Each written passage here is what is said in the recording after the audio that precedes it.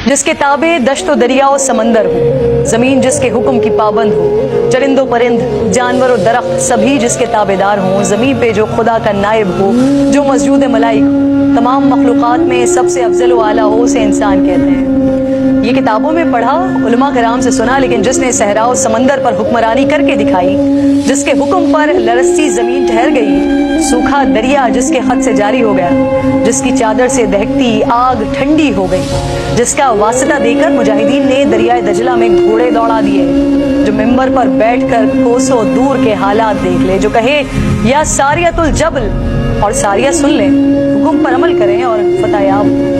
से कामिल मुकम्मल अकमल मुराद नबी दामाद अली शहीद मिंबर व महराब अमीरुल मोमिनीन खलीफा दोम इमाम आदिल फारूक आज़म साबिकीन अव्वलीन अशरा मुबशरा के बज़्म नशीन मुहद्दिस कुरान फातिह रूम व ईरान हज़रत उमर फारूक रज़ियल्लाहु ताला उमर इब्न खत्ताब। इसलिए मुस्कुराता हूं उमर कि तू गली में कदम रखा और इब्लीस इस गली से भाग